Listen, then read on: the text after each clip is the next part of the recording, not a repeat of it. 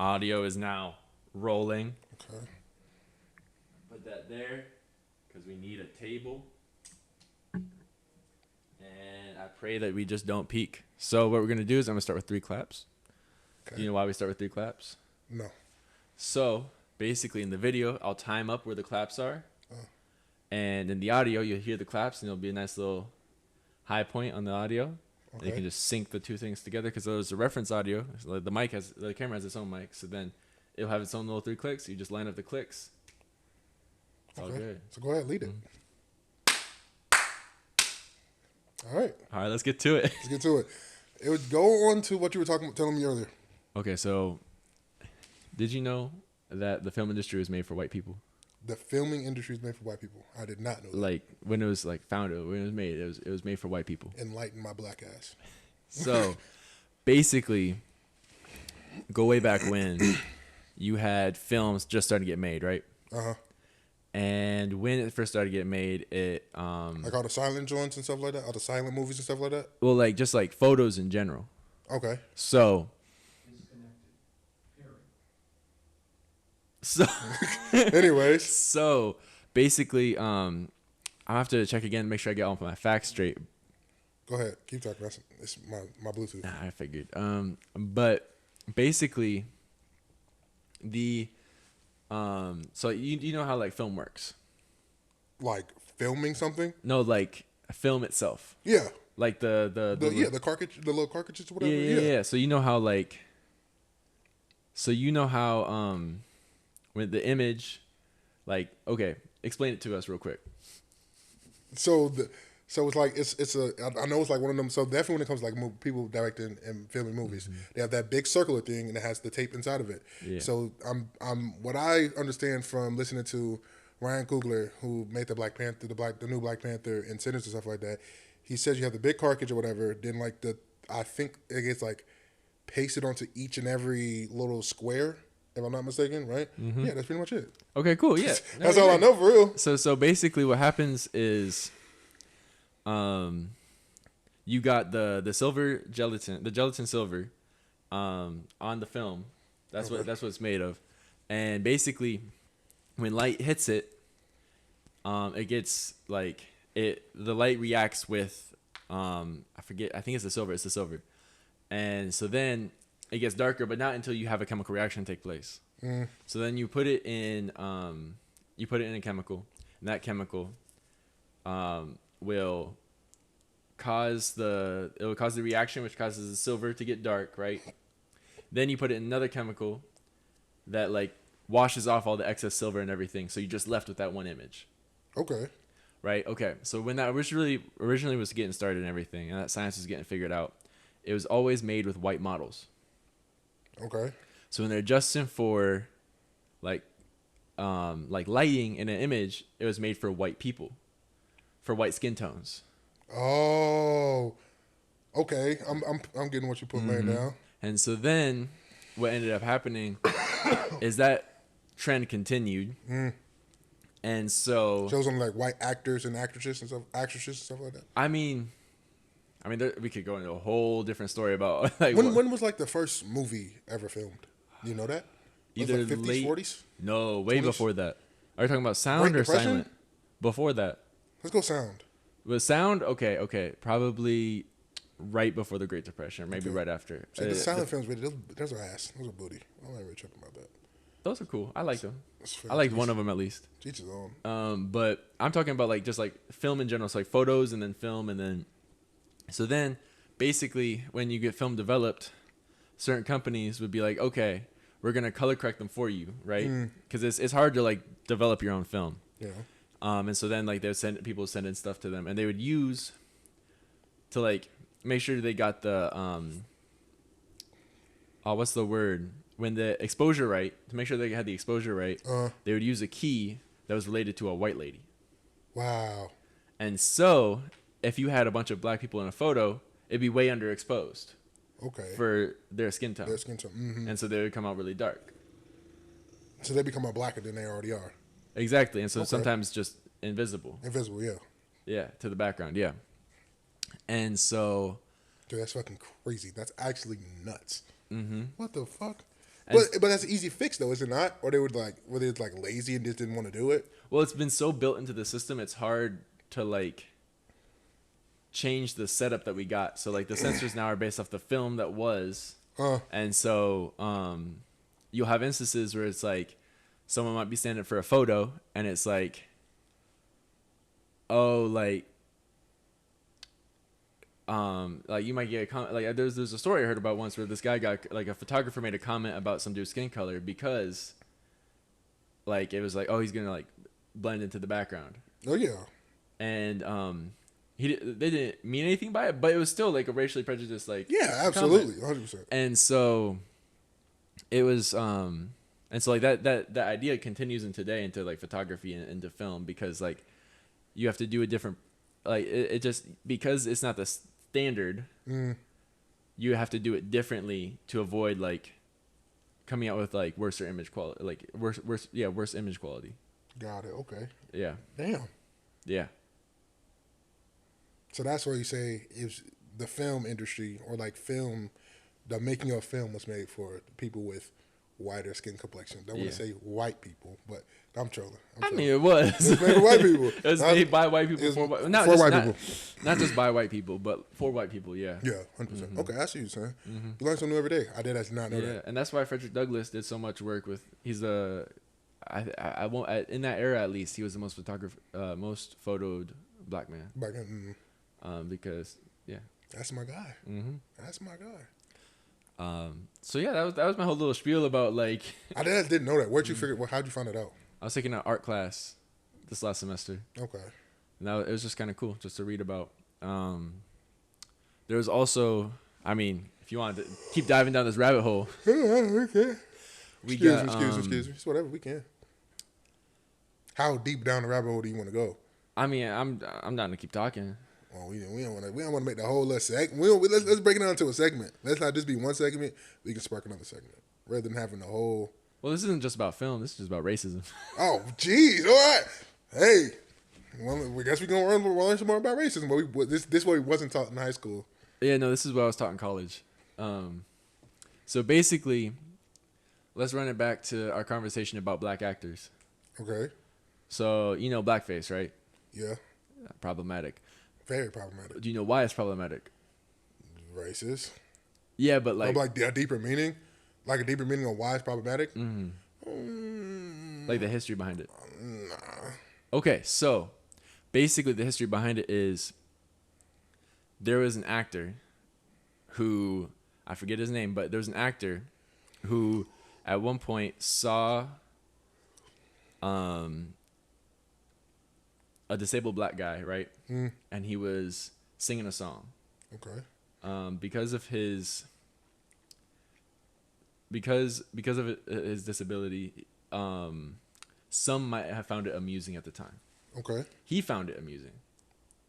So what he did is he painted his face black, right? I see what you're going. And he did a routine for people to enjoy.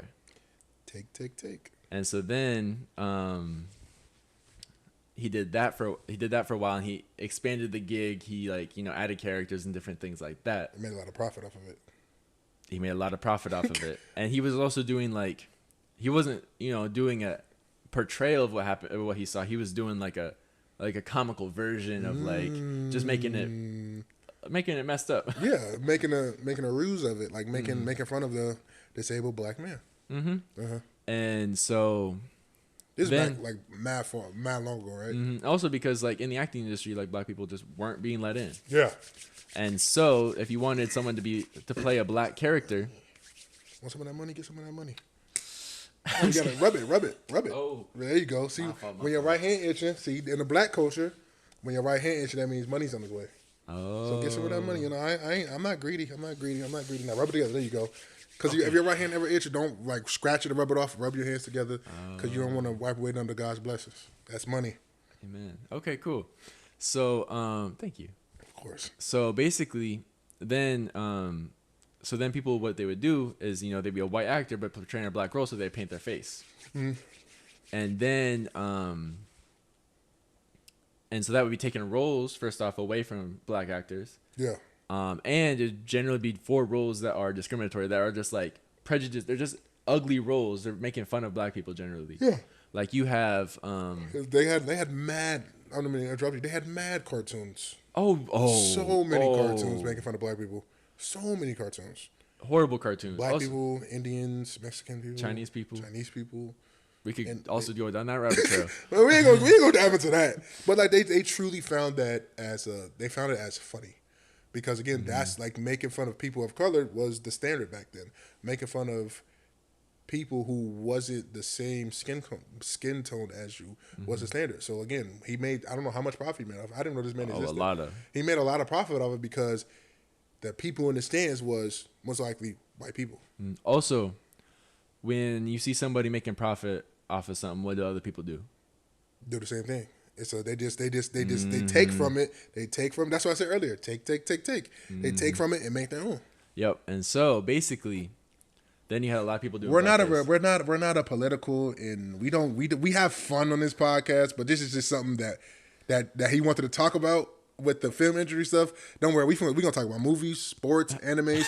What happened to him in high school when he got drunk and was left in a tub? Remember that? But we gonna get into a lot. We gonna get into a lot. This gonna be a fun party.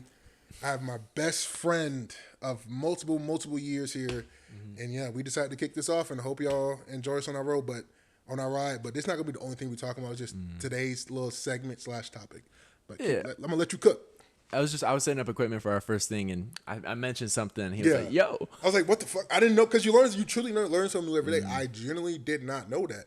Like the film, the little carcass or whatever you want to call it, the thingy, my barber, the circle thing, could only fit the white the white people's pigment. And it was set to that. It was set to white, and I did not know that, because, like you said, the gelatin stuff, like the black gelatin, whatever, they would take it off.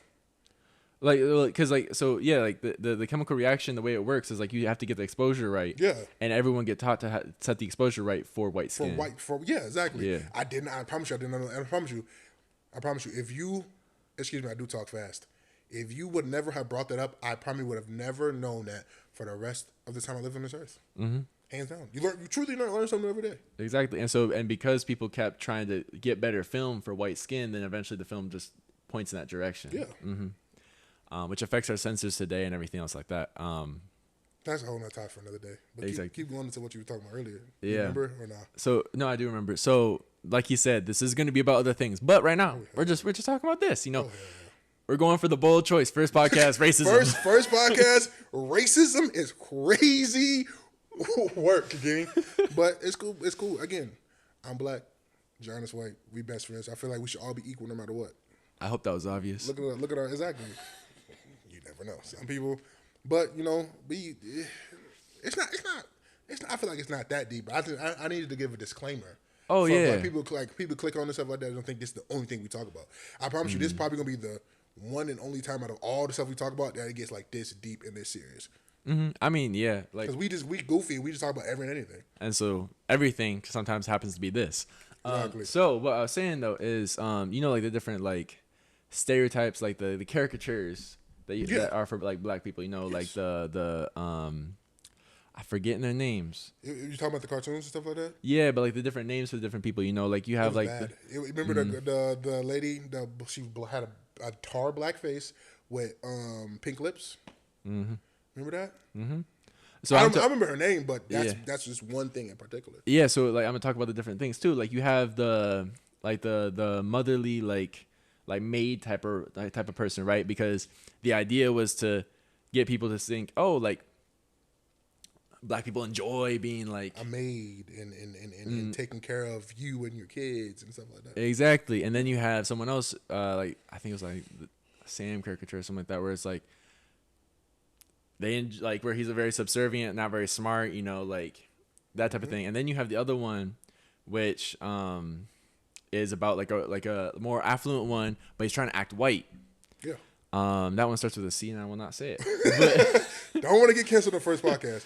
But I'm going off to how what you said earlier with how the character is portrayed as not being smart and just not being the bottom of the barrel when it comes to education and stuff like that. It all plays again. Ex-athlete. I'm currently trying to I'm chasing big stuff, but when it comes to the white, let's use Tom Brady and Lamar Jackson as an example. When it comes to the white quarterback, he is smart. He has high IQ. But when it comes to the black quarterback, he's athletic. He's super fast. He does all these juice moves, blah, blah, blah, blah. Mm-hmm. Don't get me wrong. Those are two bad examples because Lamar Jackson does. He is quick. He's faster than Tom Brady. And Tom Brady is, hands down, the best quarterback. I would say one of the best. I wouldn't say the best. I would say one of the best quarterbacks ever simply because of his IQ. But now let's put Josh Allen and Lamar Jackson. Josh Allen's a fast, stocky, athletic, fat quarterback. Josh Allen, you're fat for a quarterback. Not coming from an offensive lineman, but he's fast as shit. He can outrun me. I know that for a fact. He's fast, but he's very, very, very intelligent and very, very athletic. You know what I'm saying? But for a long time, a period, it was the black man is not as smart as the white man when it comes to athletics. He's only good for his speed. He's only good for his jumping. He's only good for his size. Again, have you ever seen the movie? White Man Can't Jump? I heard it. I ain't seen it. It has his name Owen Wilson, the dude who played Lightning McQueen. It has him in it, and it has, I forgot his name, the dude who plays Blade in it. But the premises of that movie is the white man can't jump. But Owen Wilson go out there and bust some ass. And then they made a second one with Jack Harlow, and I forgot the other dude's name. But the premise of that movie is white man can't jump. And again, I feel like in a way we fed into that criteria of white man's unathletic, they're just smart, and black man's athletic but unsmart. Which goes into this whole idea of like, so if the white guy's smart and the black guy's not, you know, who should be working, who should be building, you know, like who should be planning, who should be planning, and who should be doing the work that I planned. You see what I'm saying? Mm-hmm. But again, that's on it's on the same course that we're going, but also a different course. I feel like that goes to a way deeper rabbit hole. Yeah, I mean, you got the different. Shoot, my brain just lost it all. You hate it when that happens. Sometimes, yeah. But sometimes you love it. Sometimes it depends on what I'm thinking about. Oh, fair. Okay. Keep going, John. What the fuck? Keep going, man. Basically, like, when you look at like just follow this timeline with me real quick. You have slavery, right? And basically, the news, like media portrays black individuals during that time as like being subservient, happy. Once. Who said that? Media. Oh, the media. Okay, media. That was ran by the white man. Yeah, heard you. Okay. So then, the once, you know, Civil War ends, like freedom.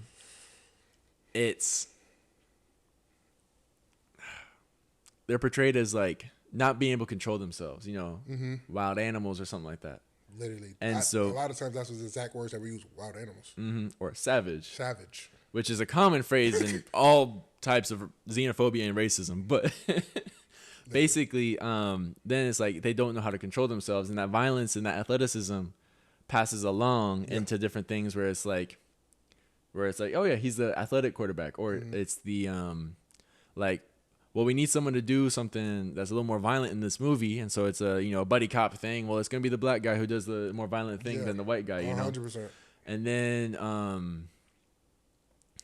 you've got all like this like untrustworthy rhetoric that comes along with that too, where it's like you're talking again about like those caricatures. It's like either they're not smart enough or they're just trying to be white. Yeah. And so it's like, I don't know. It's a constant degradation that feeds into like nowadays when you hear someone talk about something, and it's like that traces back. Like what was one of the things you just said? Help me out, please. What are you doing? I'm confused. Like about what? About what? What was the last thing you said? Before I started talking. I'm drawing a blank. It's okay. I was drawing a blank, and so I was trying to get him to refresh my memory. But I'm dead ass drawing a blank. I don't even know. Y'all know what we're talking about, though. I mean, y'all see. They heard it. I mean, they can just worst comes to worst, you go through, read the comments, and just that's what I was talking about. That was that moment. I was talking too fast, wasn't I? You didn't pick up nothing I said, did you? Talking about the comments or before that? I said the worst comes to worst. They know what you were talking about. What I said at that exact moment. So worst comes to worst, you just go through the comments and see. Oh, that's what Dre was talking about that exact moment. You know what I'm saying? But I mean, to piggyback off of that, like with how like the propaganda and the Caricatures stuff that was getting pushed out around that time, it's just definitely nowadays. I feel like everybody wants to be everybody. You see what I'm saying? Because you're like, well, the black man was trying to act white. In that moment, well, they're being portrayed as trying to act white. That's what I meant. That's what I meant. That's what I meant. My bad. But I feel like nowadays it's coming more to light because everybody wants to be everybody. You see, again, we can have a random. Again, I'm not trying to be racist or nothing. And I feel like this is racist. It's just typically speaking, you're never gonna meet a black Connor.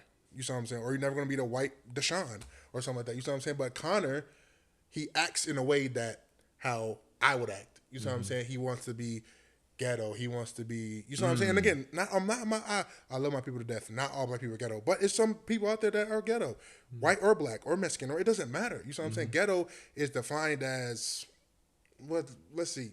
I'm trying to not really dumb it down. I don't know the exact definition, but ghetto is defined as unable to unable to control yourself in society. Let's just say that. Fair. Or low income. That's like when you think of ghetto, you think of the textbook definition is low income, which is not always the truth. You see what I'm saying? Yeah. Because again, definitely to today's standards, like we talked about the other day, today's standards, having high income is having millions and millions of dollars. But compared to, let's say, 2 decades ago, you see what I'm saying? It was, you can make $100,000, you can be mid to high income. You see what I'm saying? But low income now, I could be considered as low income. But you see my apartment, is my apartment low income? It's a nice apartment. Is the rent low income? No, the rent's not low income. But I would say, like, again, Connor wants to be like me, wants to live my lifestyle, and it can be vice versa. I want to be like Connor. Well, Connor, you have this. Why do you want to be how I want to be? You see what I'm saying? I feel like the propaganda and Caricatures that they had back then, it's starting to come to life more ever since we've been on this earth, because everybody wants to be like everybody. Which there's nothing wrong with that, because I feel like we should all be together and coexist. But I feel like it was pushed out a certain way back in the day that shouldn't have been pushed out. Oh no, back in the day for sure. Yeah, that's a very cool take, at least in my opinion. It's you know what I'm saying? Yeah. I think to expand on what you were saying, I think it's really interesting how, like, when you watch stuff move from subcultures, which, like, you know what subculture is? Yeah. Okay. Define it for the audience. No, John, you define it. Okay, fine, I'll define it. I know what it's. You gotta stop doing that, John. I know what it means, but I don't know the definition on fly. It's gonna take me a minute, and I feel like it's awkward if I sit here silently. No, I am very smart. I am smart. Don't worry, I am smart. It's just some of the things it just catch me off guard. I don't be thinking about what you're thinking about. So basically, like, you have a dominant culture and then you have a subculture. There's new ways to phrase that now. I forget what it is though, but it's like, and so you have, kind of like what the most powerful culture is in a society, and then you have the other ones that, like, I mean, an example would be like hippie culture way back in the 70s and like 60s, 70s, 80s. Hippies were cool, dude. Yeah, and so I don't care what nobody got to say. Hippies were cool, man. They was just carefree. They might be bang the tree, smoke the zob, but hippies were cool dudes, bro. Hippies were cool. They had some drip too. Not gonna lie, some of their fashion was kind of tough. The long flared jeans, the vest with the peace sign on the tie dye shirt with the headband with long hair. It was tough. It was tough, but like I feel like hippies got a bad rep. Oh, they did. Because also at that same time was like the war on drugs. It's like the war on drugs. And again, they be banging a tree. They was, you know what I'm saying? They was doing other stuff. But we going to talk about banging it. We can talk about smoking this eye. But anyways, keep going. My bad. But what I was talking about is like that's an example of subculture just for anyone who doesn't know. And so basically what is a really interesting thing to see is like you watch as elements of a subculture will get put into the majority culture. And so then like something that just comes to mind is watching white people do like the thing where it's like, especially white suburban kids, especially white suburban boys. We know exactly. Everybody knows exactly what you're talking about. They try to. Are you talking about they try to live the lifestyle that they really not how they really not about it? Get big ass chain, listen to some rap, trying to make their own studio. We gonna make it out of what? Out of what? Your big 4-story house. And again, there's nothing wrong with being that, having that privilege. There's nothing wrong with having that opportunity because your parents gave it to you.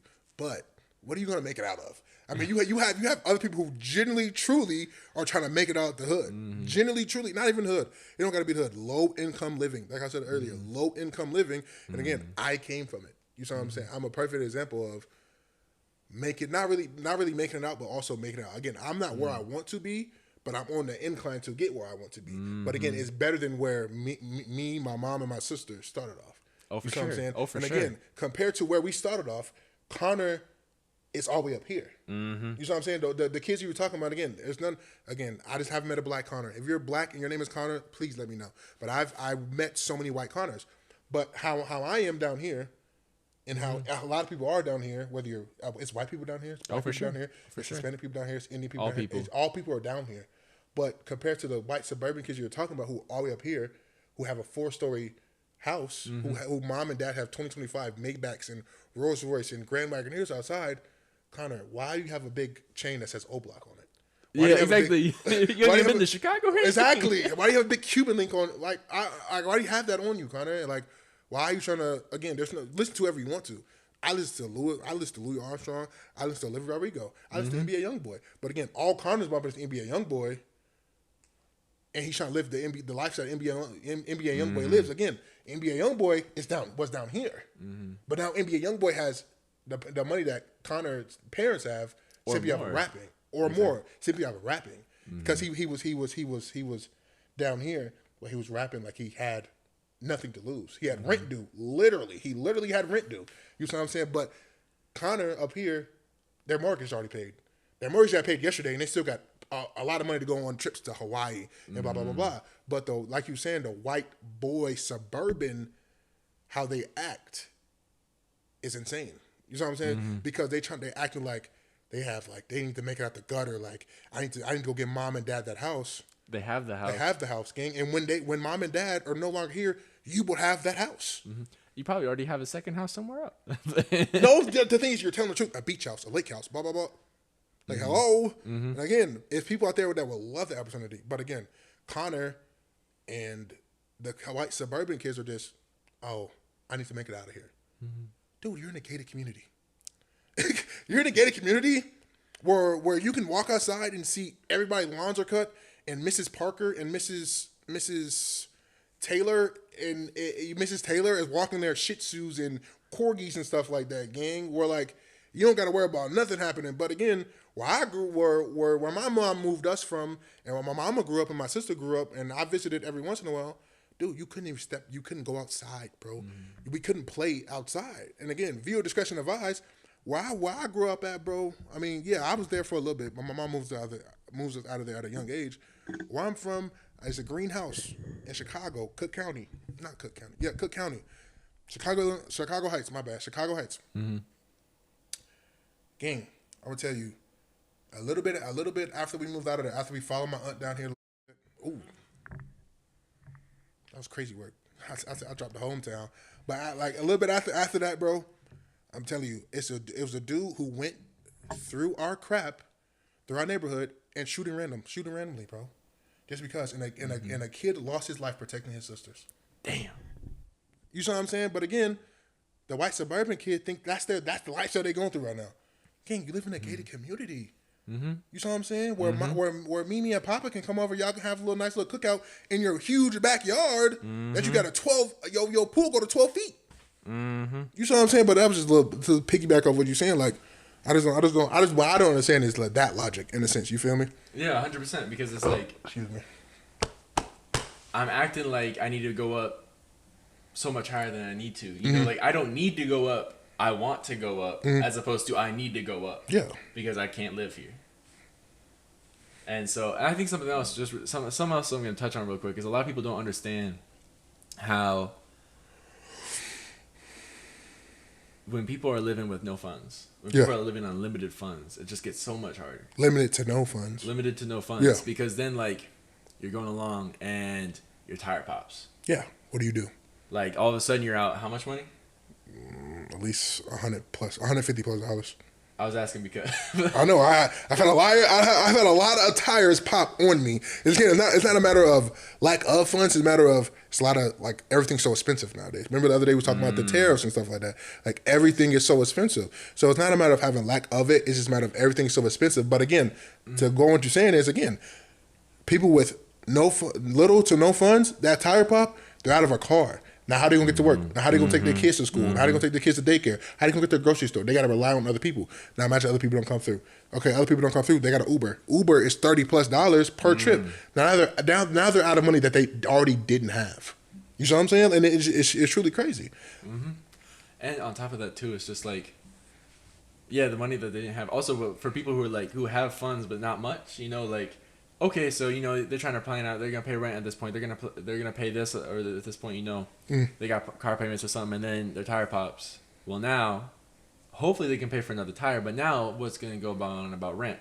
What's gonna go on about this? Like, what's exactly? So you're trying to make plans. How do you make plans when like something is bound to happen? Because then, I mean, you have funds, but you don't have all the funds. So you buy a mid-grade tire, and then at best, and then that might pop later. Exactly. But then what if the pop tire causes damage to your car? Then you gotta get that fixed at some point. Exactly. And so that affects your money making situation. It's a cumulative effect over and over again. Yes. 100%. And so it's not. A lot of people try to point out laziness or something. It's not laziness.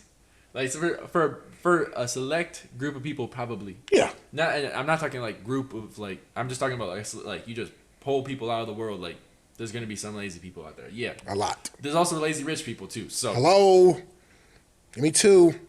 Hello. It's a lot of rich lazy people. It's a lot of rich broke people. It's a lot of rich lazy people. I'm sorry. It's lazy people all over the planet. Definitely America. All over the world. All over the world. All over the world, yeah. So, all over the world. But America is up there and the most lazy. That's fair. We lazy and we fat. We gotta pick a struggle, gang.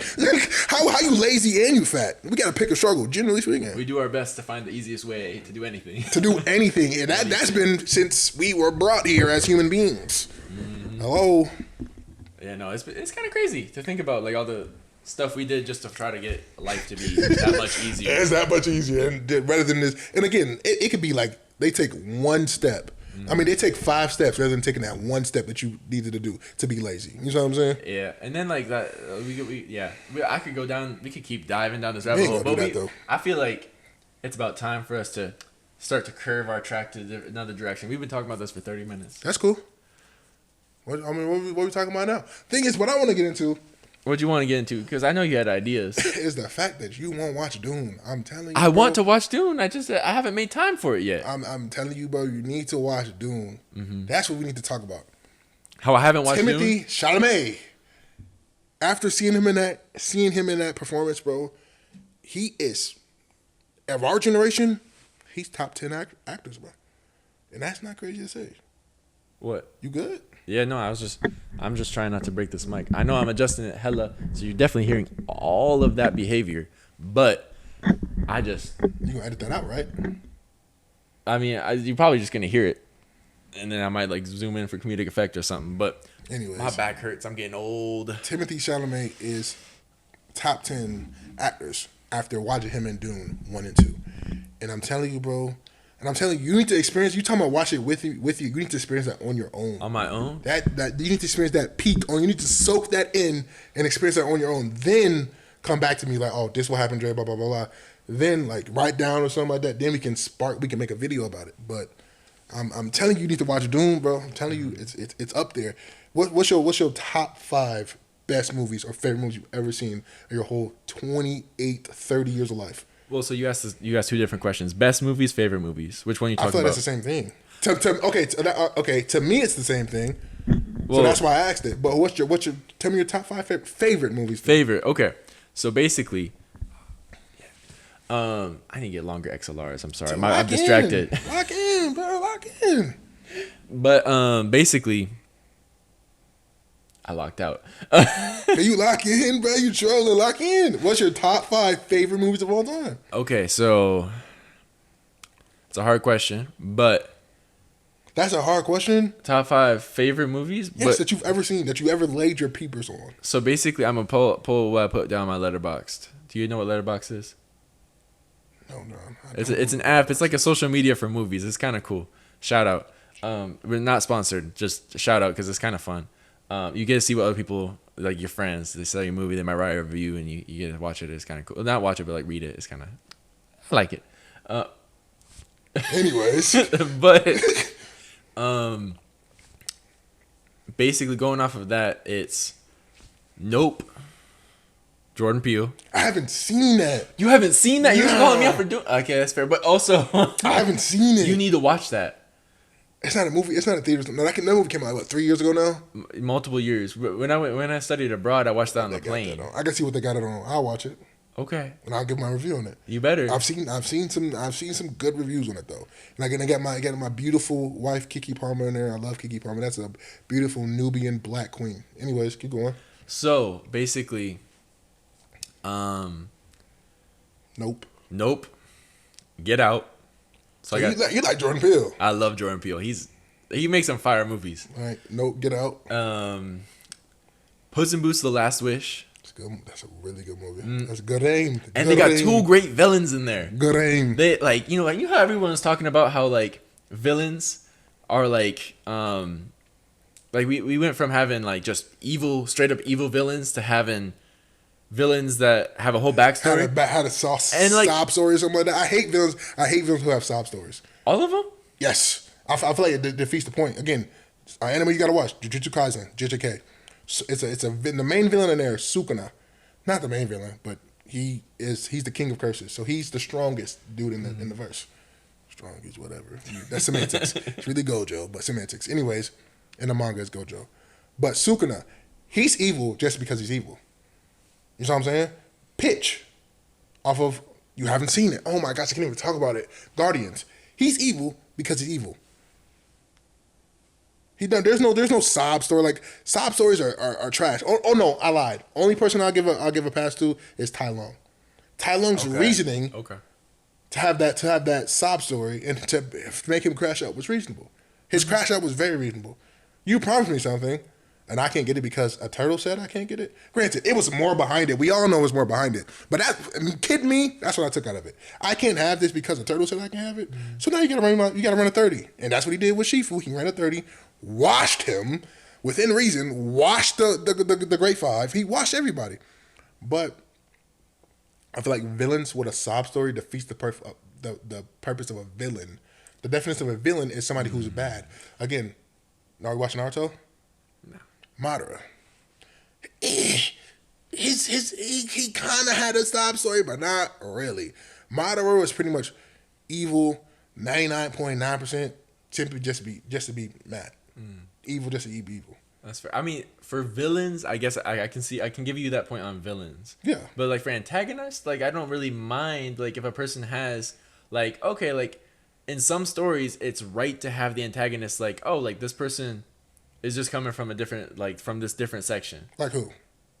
To be honest, I can't think of any names right now. Okay, you can't think of no antagonists? I was talking about the general sentiment other people had. Mm-hmm. And so I hadn't thought that. What about our guy Darth? Darth Vader? Yeah.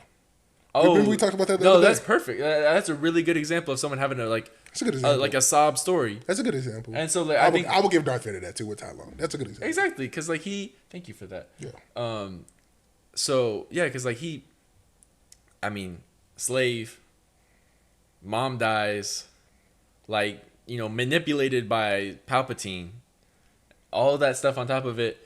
Obi-Wan tries to be a good mentor, but it's kind of harsh on him when he needed love, and the whole council flunks on him, like they when he could have been made a master, and they say no, which that pushes him into Palpatine's hands. He lost his girl. Yeah, exactly, and if I lost her, I would crash out too. That would hit John. I know you got a girlfriend, but come on now, you see that? If that happened to Clark, you as in an early age, you was like, bro, that girl is beautiful. And again, if I would have lost her too, her in particular, Hey, I'm joining the dark side, and I feel like everybody would say I'm joining the dark side. Mm-hmm. That's not crazy to say. That's not crazy to say at all. So I think, and done in the right way, and done when it's not oversaturated, I think it's a really good thing. I think there needs to be a balance between the two. There needs to be a balance in the force of villains. Yeah. And because you have villains who are just fully villains, and those are awesome to watch. Yeah. But it's also like, but if you have if there's too many of them, that also is like, well, it's a little too black and white. I want some more nuance, you know? Yeah, 100%. And so you got in that movie, Puss in Boots, you got a great example of Death, who has a backstory, not a sob story. Yeah, a perfect balance. Exactly. You have someone who is a very he has a reason to be doing what he's doing. And so he goes out, Puss in Boots offended him. He doesn't value his life. It was his job. Exactly. And so he's gonna just try to end it early because he doesn't respect the fact that cats have 9 lives, and Puss in Boots just rails on that fact. He lavishes in that fact. Mm-hmm. But then you have dude with a thumb. I don't know his name. That dude. Y'all know who we're talking about. Please put it in the comments. I don't know his name. But then basically you got him, and he just doesn't have a reason. And they emphasize that with the cricket. He did not have a reason, did he? I'm thinking back on the movie. He did not have a reason. No, he just wanted magic. That's it. I mean, he was like, hey, I'll give you gold. And then the one person comes back. And so then Midas touch hit her sister's gold. Yeah, you're getting paid with your sister. Like, it didn't cost me nothing. You gave me what I wanted. Like, here you go. Have a good day. And then, like, the cricket who's supposed to be a conscience, he's out there. He's trying to, like, reason with them. Like, what are you doing? What are you doing right now? And he's just like, I'm just vibing, really. Like, I'm gonna shoot baby unicorn horns at people, and I could be using other ammo that like kills people, but no, this is confetti. This is just a vibe. I'm baby unicorns died. My henchmen are dying. Not gonna lie, he had aura. Hold on, yo, you gotta give it to him for a villain. No shade, he had aura. That's some W aura from right there. He said I can use any other ammo. I'm gonna use something that's so perfect and gentle and loving. And unicorns to blick you, to take you off the what? Hello. And on top of that's actually crazy. That is crazy. And then he like brings like the baker's dozen alive, and he just like they're there to help out. He doesn't need them. It makes his job easier. That's why he brought them. Yeah. And so then like they're a pawn. They're not even a pawn that you're expecting using the late game. They're just a pawn. I'm not going to lie. I need to rewatch the movie. I watched it like 3 different times, but I never paid attention to him in particular. Mm-hmm. I need to watch it because he shoots his own henchmen. It's Dreamworks, bro. Dreamworks knows how to make villains. Bro, I just saw the movie today, The Wild Robot. You just not seeing that? I just not seen Comp. Such a good movie. I haven't watched it in a very long time, but from what I remember, Comp. Mm-hmm. A very good movie. DreamWorks trying to make villains, bro. Mm-hmm. And also, like, not trying to make villains. The villain in that movie wasn't even really there most of the time. The villain was Winter. The villain was wrestling with your own emotions of like trying to wrestle through parenthood and friendships and finding yourself. And it was just the villain was just like the unknown until that robot showed up at the end. Yeah, and was doing their thing, and then like. It's just like you have antagonists here and that. There's no villain in that movie. Yeah. And so, like, having a villainless movie, but having an antagonist is also a great move to go to, too. Yeah, 100%. So I feel like DreamWorks makes some of the best movies. Obviously, in that sense, I was a wee little lad. DreamWorks, Pixar, like, up there. DreamWorks and Pixar, okay. Pixar makes great movies. Just Disney not up there? Disney is up there. Hey, but Walt, they're not as consistent. Hey, me and Walt as birthday twins. He gonna come through me and fry you. Don't disrespect Walt like that. Disney in its prime. Oh, in its prime, they had great movies. Pixar don't make movies no more. Besides what's the Elio joint that's finna drop? They make movies every few years. What is tell me the top 3 best Disney Pixar movies that were released in the past 3 years since COVID. Tell me the best Disney movies that have been released in the past 3 years. You got the Toy Story 4. That's Pixar. Oh, that Toy Story 4 is Pixar. Oh, they got dropped. Oh, well, but so they dropped Lilo and that. Stitch. Lilo and Stitch. Okay. The live action joint, which you need to go see. I need good to go movie. see. Really good movie. But what about then you have that Snow White? I ain't seen it, but it got mad hate. I ain't seen it, so I guess I can't talk. I'm not trying to get. No, I'm trolling. That movie was dog shit. You seen it? Movie, no. It did 0 on Rotten. It's the worst movie. I think it's one of the worst movies on Rotten Tomatoes. Like the Rotten Tomato graded it. And so you see why I can't give Disney like the same respect as DreamWorks and Pixar? Okay, Pixar don't make live action movies though. If we're gonna have animated movies, Disney got Pixar. John, again, Disney in its prime. Aladdin, Mulan, Chicken Little. Chicken Little was Disney? Yeah, Nah. Chicken Little wasn't Disney? I didn't think so. Who directed Chicken Little? Wait, we gotta. Okay, go ahead, fact check that. I'm gonna listen off. Aladdin, Mulan. Fire. Okay. I can't say Chicken Little. Bro, we just went up this list the other night too. Aladdin, Mulan. Oh, it was Disney. Okay, Chicken Little. Okay, Disney. has- Meet the Robinsons. Okay, yeah. What I said, Meet the Robinsons. Bro, Lilo and Stitch, Leroy and Stitch, and Lilo. Whatever. When Leroy came in with I forgot his name, bro. Why am I blinking? I'm stage fright. I got performance issues. Now I'm trolling. I don't got performance issues. Anyways, Lilo and Stitch, Mulan, Aladdin, Chicken Little. Bro, why am I drawing a blank right now? This is gonna. Okay, so no, I'll give you that. Disney is up there. Disney is up there. Disney is definitely up there. I have such high respect for Pixar and DreamWorks. Don't get me wrong, Pixar, it's tough. I mean, cause like it's just you got all those great movies, but then like you've also got the Toy Story franchise. It just hit me. Finding Nemo, clear as Pixar. Finding Nemo, Pixar? Yes. Hold on, bro. That's Hold why. on. Hold on. Every bro. time you list one of your favorites, is Pixar. Stop doing that. Don't do that. Don't disrespect. Spider-Man came out on Disney? That's Marvel. Not according to Safari. No, hold on. Keep talking. Marvel's owned by Disney, so if we're just talking Disney, we're talking about Disney. Bullshit. Disney. All right. Hello. I'm finna fry you. Lilo and Stitch. No, let me cut. Lilo and Stitch. Okay. Peter Pan. Okay. Mulan. Okay. Chicken Little. Aladdin. That's 5 right there. Tarzan. That's 6. Monsters Inc. Monsters University. Pixar. Monsters Inc. Not Pixar, gang. It's Pixar.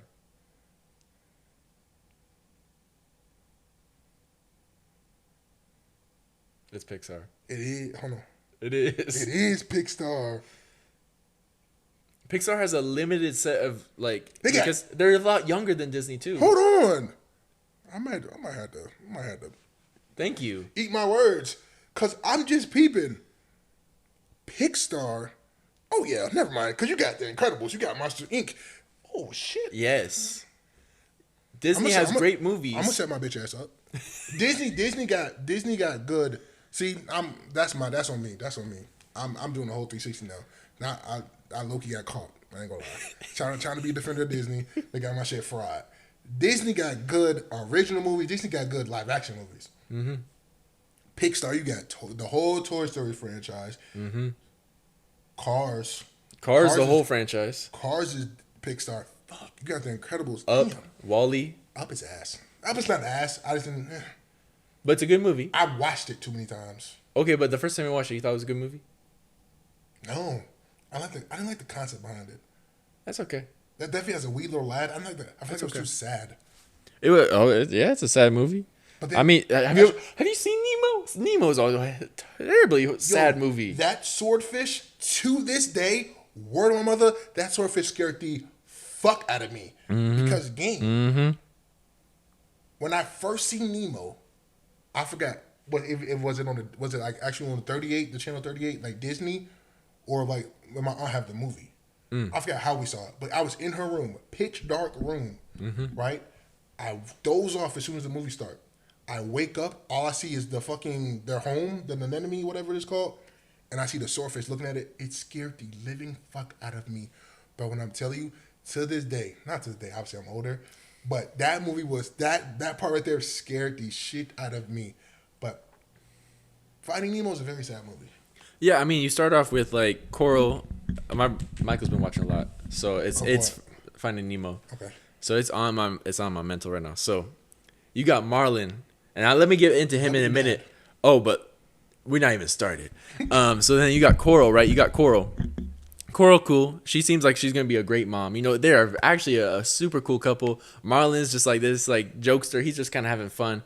That Barracuda shows up. That's what it's a barracuda. It's a barracuda. I thought it was swordfish. Nah, swordfish. They got the nose. He does. To me, I'm telling you, I was so scared as a kid, bro. All I saw was a long body, and I put my head on the cover, and literally, I remember I was on a pallet. I rolled under the bed. Word to my mother, I rolled under the bed, and I had to kick the bed to wake my aunt up. It was like 2:00 in the morning. It was so scary. Mm-hmm. Go ahead. So you got this right. So Coral, she gets up and she's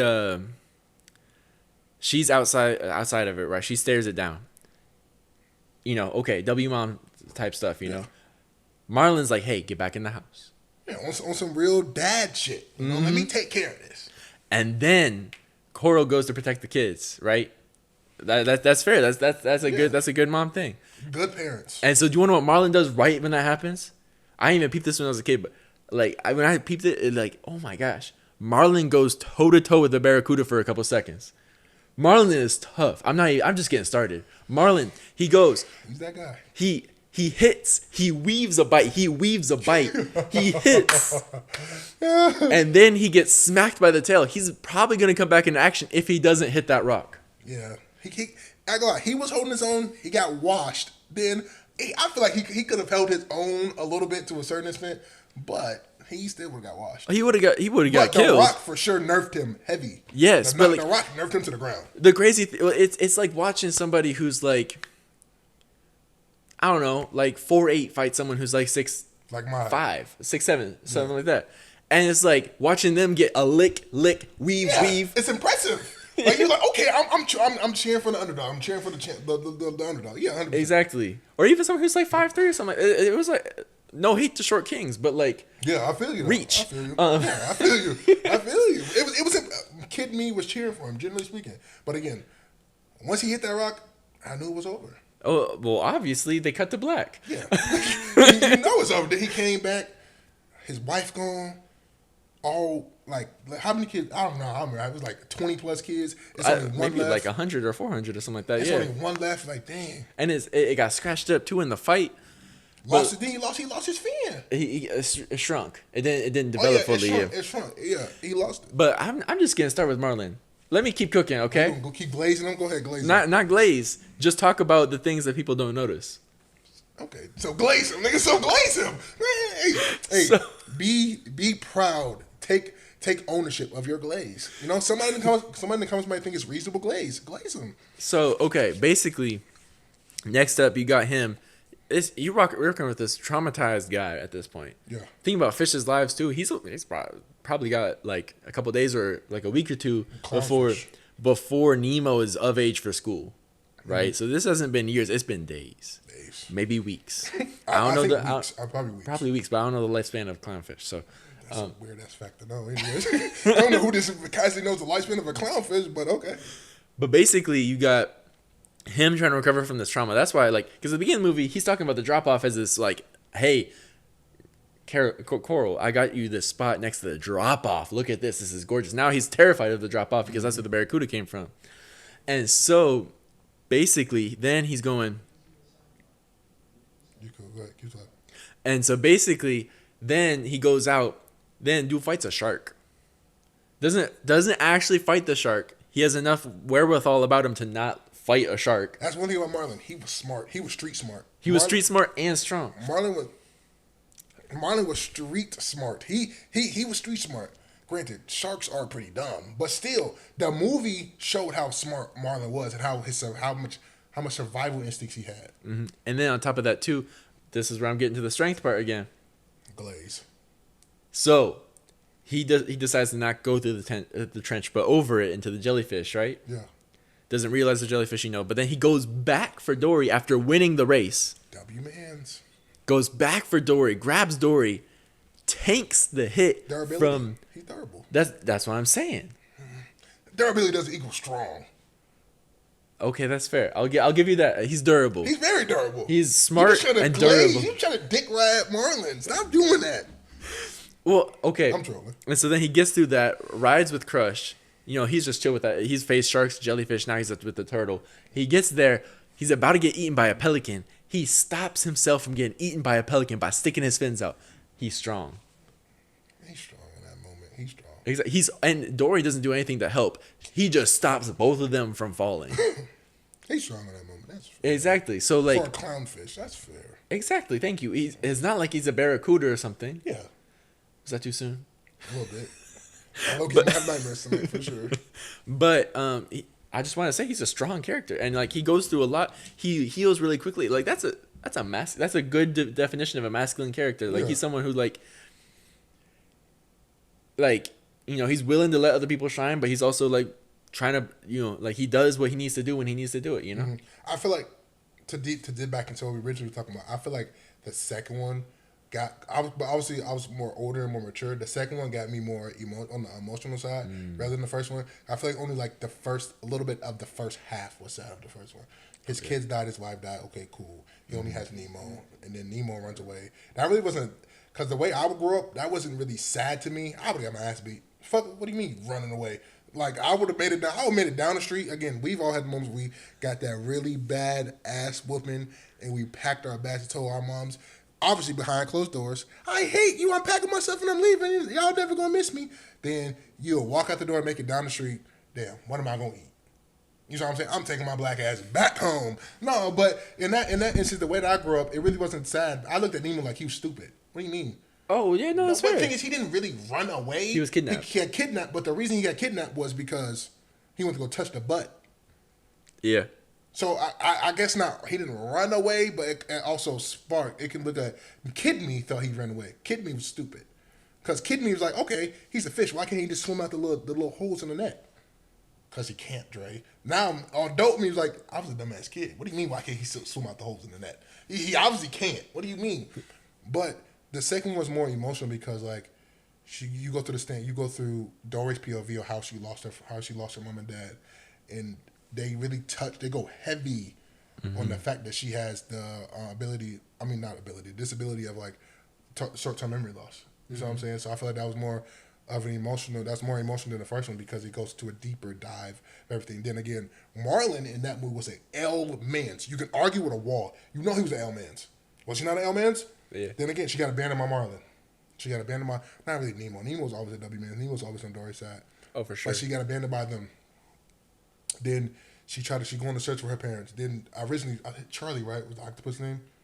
I think it was Charlie. It was something like that. But he was playing her at first. He was just 48ing her. He was like, oh, I'm going to manipulate her and use what she wants to get my way. That was sad. Then again, she had found where her parents, where she remembered where they were at last.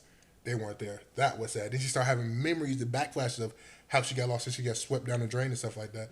I feel like that was more, I feel like me more matured, got more emotional on that movie more than the first one. No, I hear you on that. It's just that I haven't seen the second one in a while. Oh, third time ever. Oh, no, not just not in a while. And so, because my brother's been watching the other one, like the first one, just seeing that first scene, I haven't seen it often, so I just see that first scene. It just makes me see the movie completely differently, and it just makes me like, whoa, like this dude's been traumatized, and like I'm just watching him try to heal from that and try to be a parent through that, you know? Yeah, single dad. Shout out to all my single dads out there and single moms, single parents in general. It's tough. But yeah, again, both are sad movies, but me personally, I feel like the second one is a lot sad. I feel like to turn back to what we were saying, because we got off topic a little bit, Pixar makes good movies, but they can be very sad. Like Up, Finding Nemo, Finding Dory, a little bit of The Incredibles, depending on which way you want to take it. Because again, we watch Bob struggle through the fact that he can't be a superhero no more, something that he's used to. And again, I know so many people can relate to that. Definitely on the athlete standpoint with the college athletes, or the college athletes, you know, with the high school athletes, you don't make it to college. With the college athletes, you don't make it to the pros. You know what I'm saying? We watched Bob struggle to that, how he went from being this Superman, pretty much. He was Superman in his verse, He went from being Superman to being a dude working in a small little cubicle. He can't even stretch. You see what I'm saying? Then he had a terrible boss, and I know a lot of people can relate to that. But I feel like through that standpoint, it was sad. Then he got another chance. I feel like after he got another chance, it's turned into the comeback story, the redemption arc. You see what I'm saying? But Pixar produces great movies. They be sad though. Yeah, they emotionally draw on you. Like Onward made me cry. Like that was like it was a good movie. Really good movie. Onward was a really good movie, but doesn't get talked about a lot. It doesn't. It's really underrated. She was peak. It was really really good. I've rewatched that multiple times. Toy Story 3. I cried during that movie. I genuinely cried. At the end, when Andy left him with Bonnie, bro. I cried. I felt my throat tighten up, and I felt a tear hit my eye. And gang, when I tell you, I was watching on ABC, which is Freeform now. I think that's what they call it now. I was watching on ABC.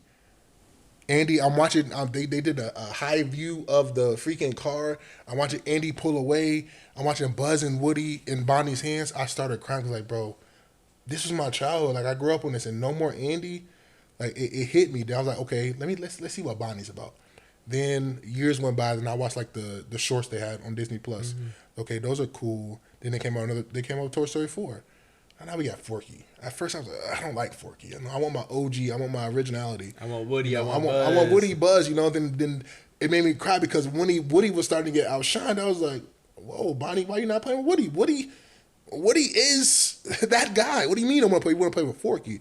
But then I started to understand, like, okay, as we got older and grew up, so did the taste and people's, like, the kids, like, the like of toys, And it's just like, Toy Story 3, I was like, dude, I was an emotional wreck. And I literally laid on mama because, like, we had the on-demand box in my mom's room. She only had on-demand. We had the little cable boxes. And, like, you can only watch stuff like that on the on-demand box. And, like, I watched, like, as the end credits rolled, bro, it was just tears rolling down my eyes. And my mom rolled over. She's like, why are you crying? I was like, no, nothing. I hurt my toe. Lying my ass off. Like, nothing. I hurt my toe. Then I went to the bathroom. I did this. Oh, my gosh, bro. And I went to go lay back down and turned on Austin Alley, and I went to bed. Very sad movie. Then, again, from Laszlo betraying them and stuff, I was like, bro. Then from Laszlo freaking manipulating and 48 and the baby and stuff, I was like, damn. Yeah. Like, they didn't come to play making Toy Story 3. Not at all, but, like, peak. Peak fiction, cinema. Toy Story 1, great. Toy Story 2, great. Toy Story 2 was my favorite movie for a while. It took me at least 5 different rewatches to like Toy Story 2. I did not like it. I hate it. What's his name, Pete? Oh, the villain? Yes. I mean, you're supposed to, right? Hated him. The thing is, as villains out there that you have a different level of hate for. My anime fans out there, Jujutsu Kaisen, Mahito. I hate Mahito. But the thing is, that's how you know you got W writers. You write the villain to the point where the people hate them. I hated Pete so much what he did to my man's Woody. But it took me at least 5 watches to actually like it. But I feel like my ranking goes 3, 1, 4, 3. I mean 3, 1, 4, 2. 3, 1, 4, 2. Interesting. Did you fuck with 4?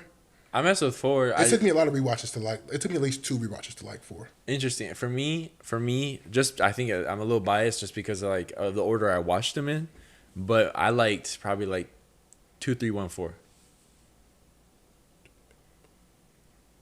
Good list. It's a fair list. Yeah. I mean, because like I liked one, but it also like had the issues. I mean, like, it was also just like Pixar's first film ever. Which, like, it was a great movie for their first film ever. And it was a great movie in general. Yeah, and from there, they released bangers after banger after banger. Also, can we talk? We haven't talked about this one yet. Coco? Fuck the Coco. Heavy. Coco's such a great. I cried. I remember we watched that in class, and I cried in the bathroom after. Well, no, I have my reasons, though. Yeah, good movie. She was peak. All the songs. The deep dive into the heritage, the culture. Hello. And what made me have more of appreciation for that movie is having a Hispanic girlfriend, and then seeing like her family and stuff like that. It's like, bro, this movie was like they did a great job, and like everything was good about that movie. And another movie that I feel like got a lot of like unnecessary hate was Elemental. Like, I mean, as much hate as a Pixar movie can get. What's Elemental? It was the one with like water, fire, earth. Oh, I fucked the Elemental. I fucked that movie heavy. That was a good movie. That was a really good movie. Like I'll say that movie's like a 6.5, 7 out of 10. There we go. Okay, I'll take that. Good movie. And I remember like how my brother, he talked about how like that movie affected him with his like, because like it made him think about his relationship growing up with his wife. And growing up, your brother got married at a young age. No, just right after college. What you said? Growing up. That's why you got married at a young age. But yeah, so like that movie, it was just really good. It was like it had really good just messaging. It was also just an engaging story. It had like, it was really creative with the different effects of fire and water. You ever play Lava Girl, Waterboy? I want to, but I haven't. Cool Math. It's too late. They might still have Cool Math. No, I seen people play it next to me. But I just didn't. I haven't played it. When that movie first dropped, that's the first thing I thought. Cool Math game. So what I did was I went on the computer. I was gonna play Run 1 and Run 2 in Lava Girl and Waterboy. Peak. My first thought was Avatar: The Last Airbender. fair. That's fair. Yeah. My nigga Aang. Shout out Aang. Who's your favorite character in that? Sokka. Fair. Okay, fair. No, Sokka. No, Toph. No. I'm lying. My ass off. This is my rank. It goes Zuko. Ooh. Toph. Sokka. Okay. Aang. That's it. Katara's not on that list. I put Iroh over Katara. Iroh's. I love Iroh, bro. Yes. You know that whole episode that they had just for like, where they had like the little side stories and the one about Iroh. Yes. Whew. And again, people don't want to admit it. Iroh's a top 3 firebender. That's not a crazy thing to say. You're not crazy for saying that at all. Hello, you watch Korra? Not. I saw like one episode. Don't watch it. I didn't really mess with the intro. I wouldn't watch it if I were you. I wouldn't. That TV show was not that great. And the thing is, it gets a lot of hate within reason. First of all, you have your Avatar, right? So in that verse, Avatar is the most powerful being in there, right? Yeah. Yeah. Korra gets washed in 95.5% of her fights. Well, is she young or what? No, it don't matter. She has. First of all, she has Aang on her side. Oh wait. So she has all 4 elements mastered. Like, or at least, no. Well, okay, she's getting washed by people who know what they're doing. Aang got washed by people who knew what they're doing. She was not getting watched by people. Listen, there's one episode in particular. I forget which episode it was, and I forgot what her name was. Gang. Don't get me wrong. Korra was poisoned, but no, let me cook. Okay. She walked up to this girl, or from her ass off. Blah blah. She yapping at the guns. Blah blah blah blah. Old girl said, "Go into your avatar state." She had look this. So Korra walked in. Well, I forgot her other three friends' names was, but it was 2 girls. She walked in with them, right? And she got the girl, the general. She got her and her whole army behind her, right? She goes, "Now this is me. I got this. Go into your avatar state." What does Korra do? Not go into her avatar state. Okay, so she put the fucking pause on Korra, washes her. Then Korra goes to the avatar state. Korra proceeds to still get washed in her avatar state. But, okay, that's bad. But don't get me wrong. After some little play, Korra locks in.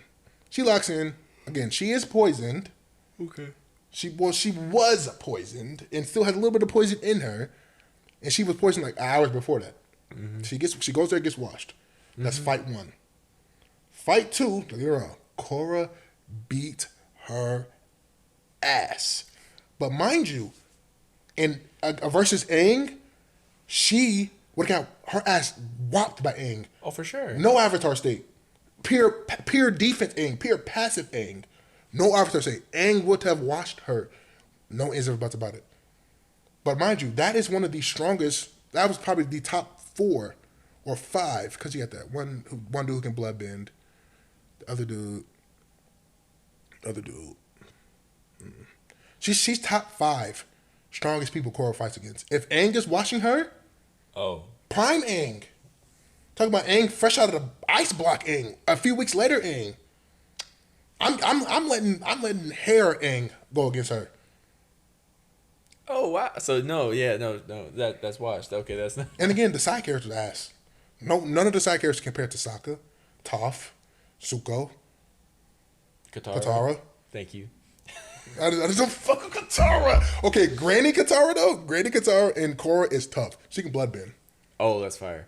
I mean, she can bloodbend in Avatar. But she does. Me personally, I like the way she bloodbends in Korra because like she does like she's kind of tough with it. Okay. See, but yeah, like when Katara knows how to bloodbend, that's when kid me was glazing. Okay. But like teenage me watched Korra. Like teenage to like post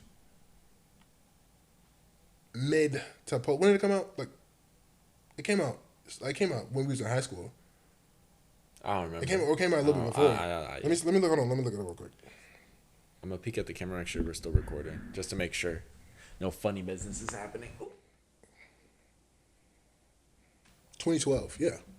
So yeah. 2012. Middle school. Yeah. Okay. Elementary, middle school. Yeah. But that's when I didn't watch it then. I watched it like high school. Again, teenage years. Me was watching it. Last time I watched it, I was how old am I? 22. I was 20. And I watched it a few years back. Okay. I would say, but yeah, I would not recommend watching it. It just wasn't my cup of tea. And what really blew me was the side characters. I didn't like the side characters. You couldn't make no connection to them. Damn. The side character really wasn't side character. You can make no connections to them. Again, you had Katara. You had Zuko wasn't really no side character for real, but you can consider him a side character. Kid me was glazing Zuko, and he was the main character to me because how he would be going hand to hand with Aang. You know what I'm saying? Like how he was tough. Like, and again, Zuko's character development is what really set Zuko as the main character to me. Zuko's character development was fucking one of the best, if not the best, character developments ever. His arc was perfect. Nuts. It was perfect. Like hello, but you can't make a personal connection to them, to Korra's side character, to her little clique. There's nothing wrong with that. It's just not my cup of tea. Exactly. But like Toph or like Katara or Zuko or Sokka, all were like characters that you could relate to. You could like look at and you'd be like, oh, like either they're funny. Toph is hilarious. Sokka is funny. Like it's just I think like Zuko, like his just story is interesting. Sad, horribly sad. But again, horribly sad. Look, sad. But look at the character. Look where he started and look where he finished. Mm-hmm. You know what I'm saying? One of the best character developments ever. They did Zuko so perfectly. Yeah, 100%. They executed 100%. Zuko so perfectly. But again, with a lot of my Korra stuff, take it with a little bit of grain of salt because I do know some of the things, but I don't know all the things obviously. But I know what I do know for sure is she got washed so much. She got her ass beat so much. That's what I know for certain. She got her ass beat a lot. And the thing is, you're the fucking Avatar.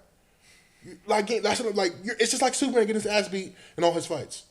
You're fucking Superman. You're the Man of Steel. You're the Avatar. You have access to all the past Avatars, including Aang. Did you see what Aang did to Ozai? That was a crazy fight. King, imagine you're a grown-ass man. Mm-hmm. This short-ass kid. 12 years old. Maybe 13. Baldy. Does this to you. He does these. Give me your powers. Give me your bending. Hello? Mm-hmm. You have access to that. And like Kyoshi. You were ready to kill this kid too, and all of a sudden he's like reaching over, not killing you. See? That's another thing. People in heroes with the no-kill rule. I don't understand the no-kill rule at all. Aang, perfect example right there. If Aang really wasn't on his shit right then, he turned his back to Ozai. He's finna get put on a black tee. He's finna get put on a black tee. If he didn't have them spidey senses to pack Ozai up. If he hadn't learned that stuff from Toph. But the thing is, because he was confident enough that he could do that, and he did do that, and he did it. But again, she had access to that. She has access to Aang. Oh, yeah, no. If she has access to Aang and she's getting washed, bro. like Aang is a step. Like if Aang is your stepping stool to greater things, then you are not being greater. Like I would say, bro, and I would say Aang is the strongest Avatar we've seen. especially when like Korra is like, according to the thing, isn't she like when she's a kid, she's like, She mastered everything when she was a kid. She mastered everything, all the elements at a young age. She was three. She was three doing water bending and shit like that, and doing shit like that. And she got washed, bro. So she was all talent, no skill. For the most part, yeah. That's crazy. Don't get me wrong. She had her moments where she was putting in BTA straight belt to ass. She had her moment where she, you know what I'm saying. But Ken, you're the Avatar, and unless you don't know how to box, or you in your training arc like Aang was, you should not be getting washed, like how she was. Mm-hmm. And again, mind you, Aang is a wee little lad. He got frozen for umpteenth years. He coming out. He's rusty and cold and shit like that. But you've been doing this shit since you was a jit. You've been doing bending, master bending since you was a wee little lad. Mm-hmm. I don't know though, bro. I don't know. Give me one quick second. I really want to try something out. See, John, trying to try new shit. Yes. How y'all liking the content? I know we be taking different ventures. We be taking different ventures, viewpoints, ventures onto different topics and stuff like that. But I hope y'all enjoying it, and I know we be all over the place. But we try to bring it back and center it what we was talking about. But I hope y'all enjoying it, and yeah, hope y'all. Am I too close to it now? No, you're just too quiet now. I hope y'all been trim. I hope y'all been we are keeping y'all company. If you're going to work, if you just sitting up late night scrolling on TikTok, decide to pop in and talk to me and be in a conversation with me and my mans. We just talk about everything and anything. Yeah, we hope your day's going good too. Let us know in the comments. Your day going good? Mine? Oh, I was talking to the chat, but is your day going good? Man, my day is terrible now, John. Since you just said that, you jerk. Nah, bro, it's for the midnight though. Oh, hey, you got 6 minutes. You can change it up for tomorrow. Tomorrow's gonna be a good day. Nobody laughed, money. I did. I found myself funny. If you find yourself funny, that's bad. That just means I'm happy. I hope y'all enjoying it though. Like, yeah, Dre. Shooter. Hey, yo, what? Not in that. I'm a good black person. I'm a good civilian. I'm a very respectful, pristine black man. And my man's over here, John. Yeah, I hope y'all enjoying it though. Mm-hmm. Anything to talk about tonight?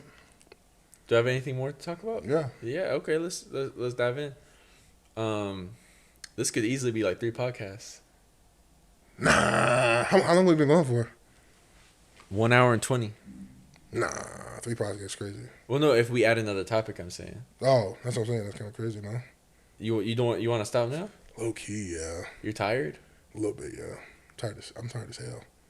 You did do conditioning. We can talk about whatever. But like, I was out there for like 3 hours in the 100-degree weather. It's worth it though. All the hard work gonna pay off for sure. I'm not complaining about that. Mm-hmm. Do you know I told you there's a baby deer in my garden today. Garden, yeah. Oh, so if you see a baby deer, leave it alone. Just as a little PSA.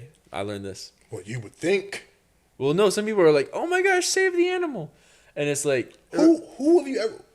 No. When have you ever seen somebody say, "Save the animal"? A baby deer. The mama deer is most likely 2 inches away from you, ready to whack you. What? People do it. People will see an animal, a baby animal, and they'll be like, "Let me go grab it." So basically, WPS. White people, you know the rest. Hello. So, but yeah, just leave it alone. Generally, mama deer, does will just leave the fawn and they'll come back later. It's gonna be okay. So, that's my PSA. I mean, not like we don't live in no hunting state or nothing like that. So if you're out here where we stay, you see a deer, just leave it alone. It's not gonna get hurt or nothing. It's minding its business. It don't got nothing to do with us. I got a cool video of it though. I got my 150 millimeter lens on there, and which means I could be probably easily 50 feet away. I just was happy about it. Can't I be happy? Of course, I'm happy. You happy? But I was gonna talk about. He said he put you put a switch on the camera, bro. I popped up the 50-inch lens, and you put a switch on the camera, bro. Yeah. You know what a switch is?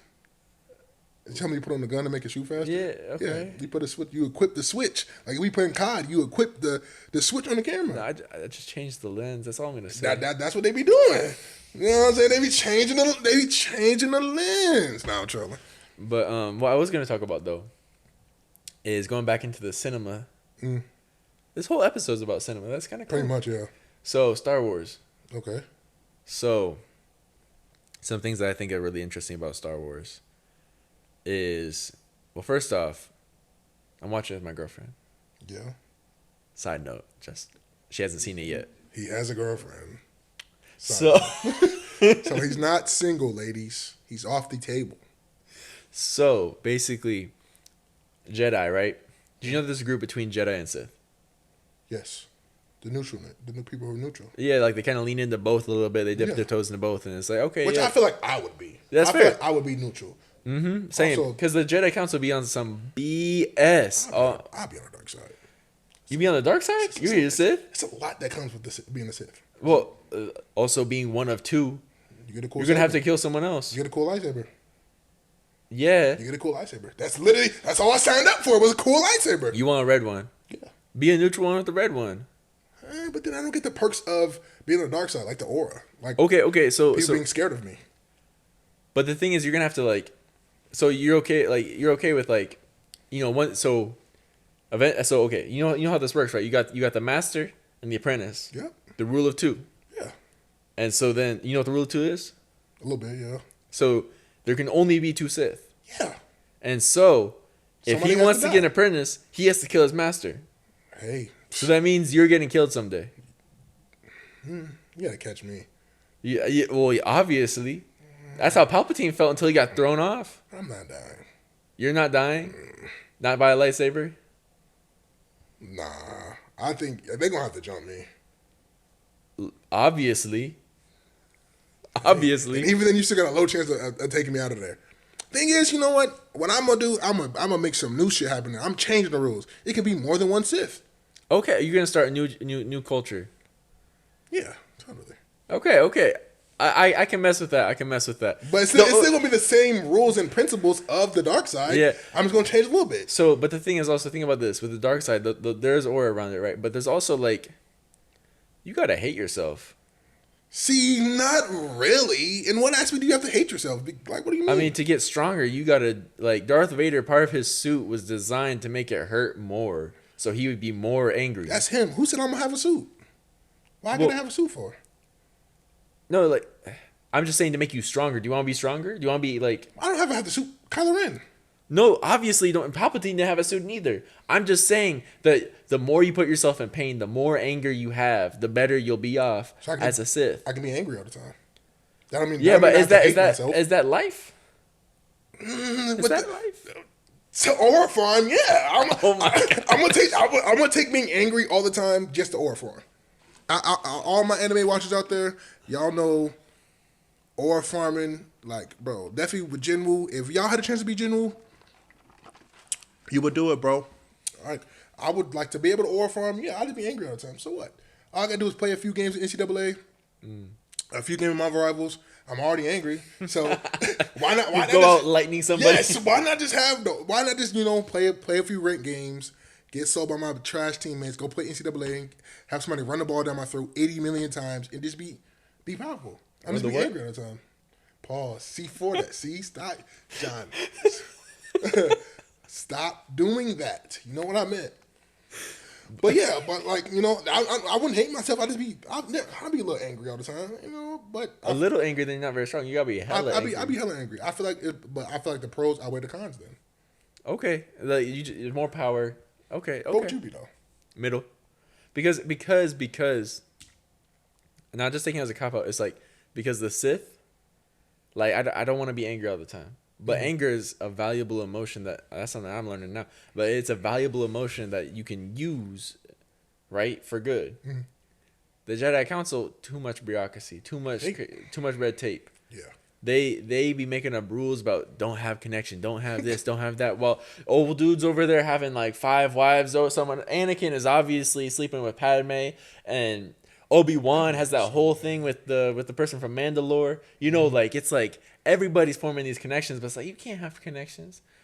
And so knowing myself, they picky choosy who to let the rules abide by or not. Mm-hmm. And so then they screw over Ahsoka because of some bureaucratic bullshit. Mm-hmm. And so it's like I couldn't. That's fair. No, that's fair. Mm-hmm. So you just be neutral. You just be a regular guy. And I'll use some dark powers. I'll use a lot more light powers probably. What would you use your dark powers for? I mean, I would have lightning. Shit, that's an electricity hack. Shit's whack.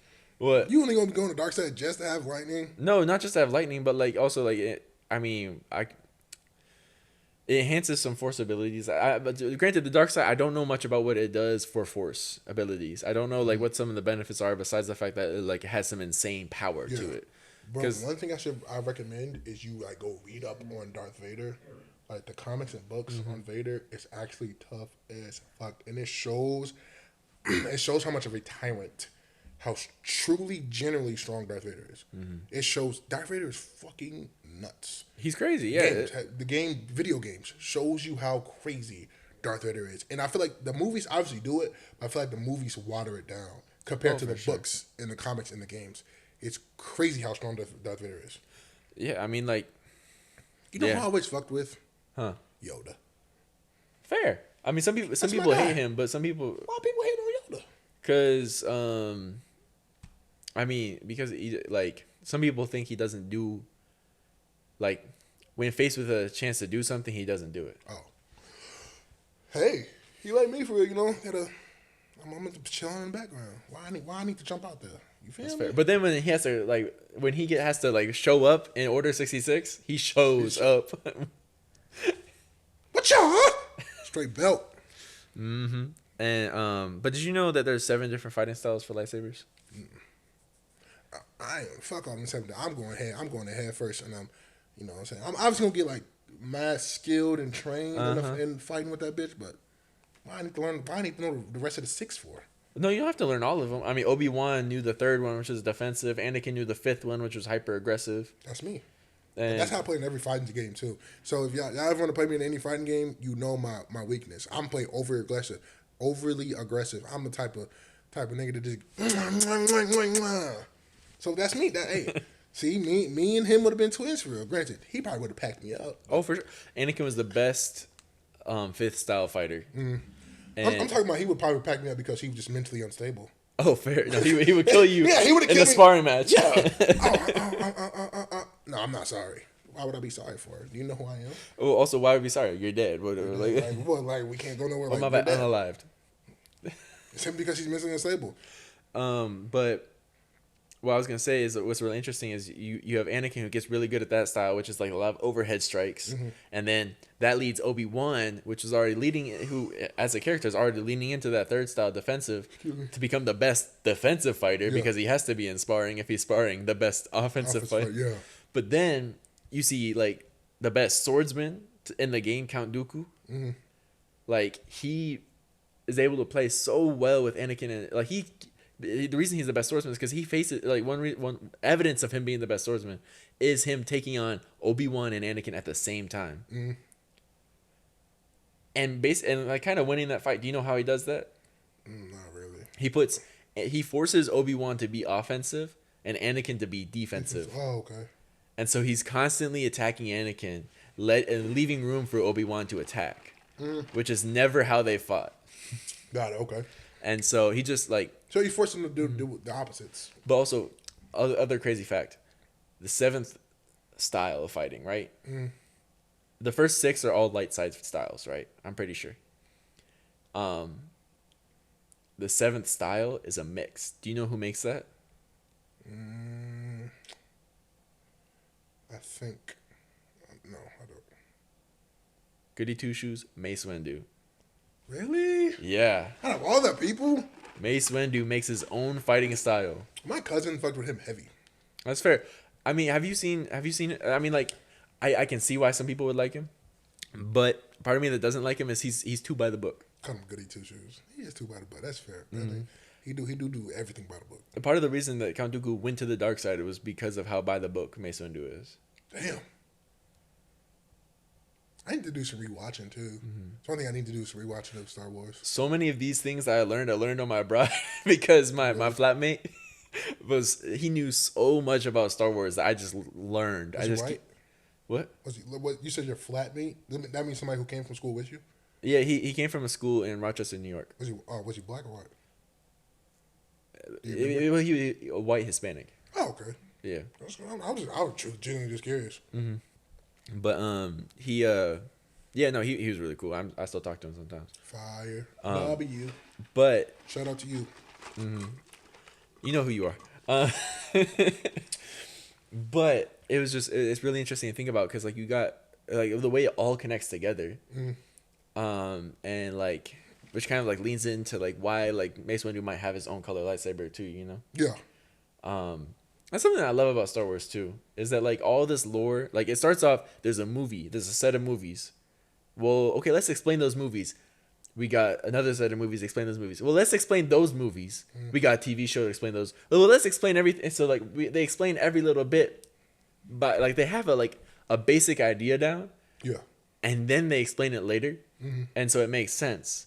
But like when they first make it, like I'm sure that there wasn't an actual plan already set for all of it. Most likely not, no. Almost definitely not. And they got so much money. Oh my gosh. Man, Lucasfilms, bro. But like basically explaining everything that happens in the first 3 movies through Ahsoka. Great idea. Did you fuck with Ahsoka? Yeah, for sure. Ahsoka's cool. What? I don't really like it. You just don't know. Yeah, I guess. But what'd you not like about her? Didn't really keep my interest. She didn't keep your interest? Don't come at me in the comments, y'all. I just I really don't. Maybe come at him a little bit because that's a bit of a hot. Like, that's a bad take. Not, I mean to each their own, but. So so as soon as you say but, me being entitled to my opinion automatically goes out the window. So it's either at that point it's either your way or the highway. What do you mean but? But Ahsoka is a character with a good arc. Ahsoka is a character. Okay, I know. I said okay. Like just because you're a good arc doesn't mean you're supposed to like her. Well, also, but also just like I don't know. Okay, I haven't seen the show in a minute, but what I remember from Ahsoka is like, okay, I see why you might not like her like in the first early on, but like she starts to show her own later on, and I mean, the relationship she has with the clones, the way that she just like the way she carries herself, I think she's just a cool character. Is she your favorite character? She's not my favorite character. The reason I said maybe go. She's not your favorite character. Is, what's his face? Well, favorite Jedi or favorite character? Favorite character. Boba Fett. Yeah, that's what I said. Yeah. Favorite Jedi? Can you guess? On the good side? Oh, for sure. Luke? No. Ray? Wasn't it Ray, right? New girl? That's her name, but no. I don't know that. Obi-Wan Kenobi. Obi-Wan Kenobi. You're such...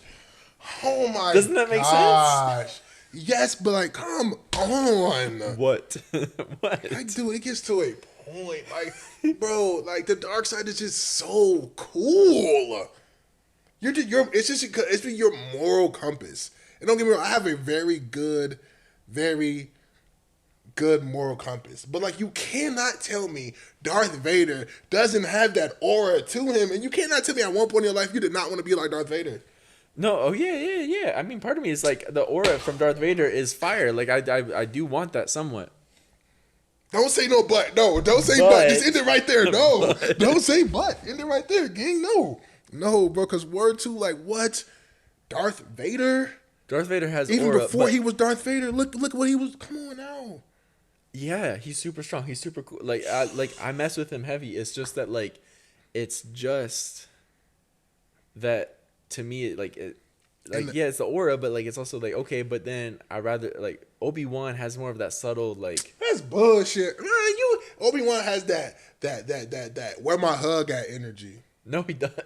Yes, he does. You don't look. You know he does. He has that where my hug at energy, bro. You know he does, bro. That ray of sunshine ass dude, bro. He could fucking literally like, bro. His mom and dad just died, and he could. Oh, it's gonna be okay. We can get him next time. He's that type of guy.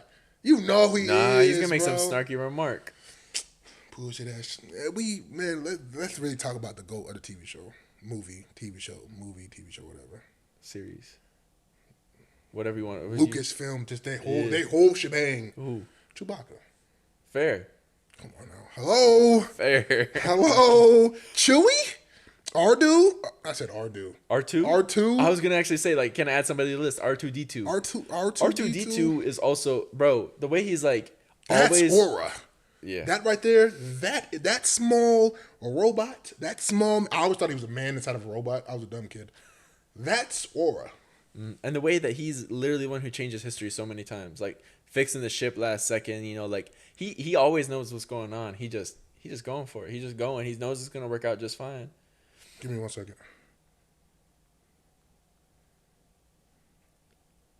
Boo-doo boo-boo. You're not loving it. Anyways. Oh, shoot. I didn't even think about that. Please don't sue us, McDonald's. Please, McDonald's. We have nothing. I have nothing, McDonald's. Please don't sue me or him. We have nothing. We spent all our money on this podcast equipment. Well, he did. But I pay bills, McDonald's. Please. Please. Please, McDonald's. I'm begging you. Please don't. Mm-hmm. Anyways, love you, McDonald's. But if you can sponsor, we have a nice little McDonald's bag right here. We can eat it. Maybe. Give us some food. Give us some food to a certain extent. I don't need to get no bigger. My big ass don't need to get no bigger. I'm trying to cut a little bit to play some football. I don't need to get no bigger. But every once in a while we can eat some. But we have a nice little McDonald's sign up there. But you give us some free food. Oh yeah, we good. We want DB loving it. Anyways, back to what we saying. That was a little sponsored joint. You McDonald's if you want to sponsor us. But we're not sponsored yet. But we're not sponsored. Until we get sponsored, don't go to McDonald's. That was crazy, yo. See, not even not finna sponsor our dumbasses. See, so stop doing that. Stop. See, hey, let me make sure the higher ups ain't outside right now. The McDonald's higher ups are Ronald McDonald out there with grimace and shit like that. Cause you want to say some stupid shit like that. Stop doing that. So, but I mean, the only person who like, the only reason I don't say he's my favorite is just because like I learned more about him later on, and I was like, you know, I'm gonna stick with Obi-Wan on that. Mm-hmm. It's Qui-Gon Jinn. Say it again. Qui-Gon. Oh. His mentor. No, but hear me out. Basically, he was a Jedi who was like kind of against, like he wasn't for the council. He wasn't for all the bureaucracy and everything. He just was choosing the light side because he wanted to work from within that power structure. And he was teaching him like the healthy version of the light side. He was doing all that. He was a good fighter and everything. It's just that he got packed up by Maul. Yeah. Obi-Wan did not. He beat Maul every time he saw him. Maul, when you want to talk about aura, though. Maul was crazy. Double-wielded lightsaber game. But I'm telling you, I saw that as a kid, bro. And only how when I saw that, it was, I forgot which one it was. I think maybe Clone Wars, but it was an animated joint on Cartoon Network. But I'm telling you, when I saw him put out a double-wielded red saber, come on now. That's aura. I don't care what you guys say. That right there, that is aura. When I'm telling you, bro, you want to talk aura, he's up there with Vader. But he did get packed up by Maul. Obi-Wan, you mean? Who? Maul No, I'm talking about, no, dude. Who's the dude you was just talking about? Qui-Gon. Yeah. Okay. I don't know Qui-Gon. I don't know how to pronounce it, to be honest. Did I pronounce it right? Yeah, you said Qui-Gon. Qui-Gon? No, Qui-Gon. Yeah. Okay, yeah. He got packed up by Maul. Then Maul got packed up by Obi-Wan. Bullshit. And then Maul came back. He don't lose that fight. I mean, he wasn't going. He was showboating. That's why he lost. See, he don't lose that fight. He don't. Without plot armor, he don't lose that fight. That's fair. Later on, though, when he faces him, when he actually gets packed up, that was Obi-Wan being the better fighter. Yeah. And have you seen that fight? Not in a long time. That's fair. I've only seen that clip. Actually, I haven't seen Rebels, but I've seen that clip. Rebels is mid. I feel like it could have been a lot better in a lot of aspects. But that was like younger me when I was just going through the gauntlet of Star Wars. I was just watching it. I feel like it could have been executed a little bit better, but I don't remember it as much to like nitpick and critique. That's fair. I mean, like, cause like Clone Wars was so good that like it's hard for other things like to top it. Yeah, you think so? I mean, I would say yeah. So you haven't watched Acolyte? I've not watched Acolyte. What y'all think about Acolyte? Let us know. Maybe we'll check it out. Maybe like throw in a little review. We don't speak French around here. We? Well, why wouldn't we? Why are you saying we? I watched that shit. That shit was ass. Oh my bad, I ain't seen it yet. You. I'm not watching that again. Word 2, bro. That shit. No, gang. I had the shit on its background joint, bro. And it was still bad? Yes, gang. I literally, I promise you, on everything I love, I literally put it on to do the kitchen. And I stopped for like 5 minutes to watch it. Kept doing the kitchen. I hate doing the kitchen. She was, no, bro. That shit was, Okay.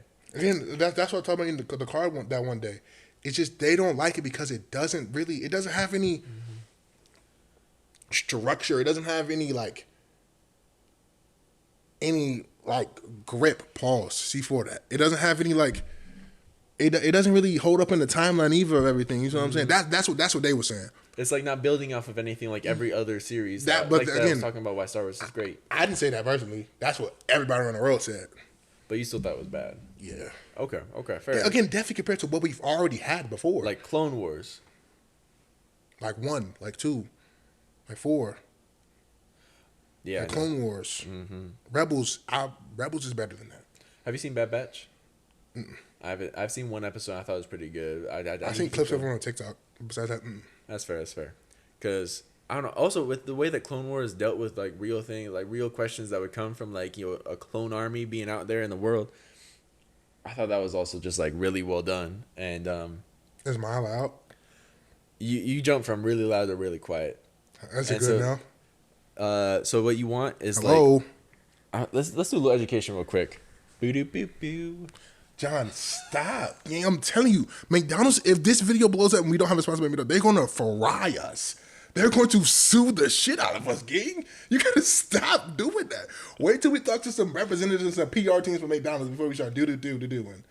I keep trying to have my own little jingle. You don't have your jingle. I don't have a jingle. Stop doing that, because I don't have nothing to give McDonald's. I have nothing. They can have this damn couch.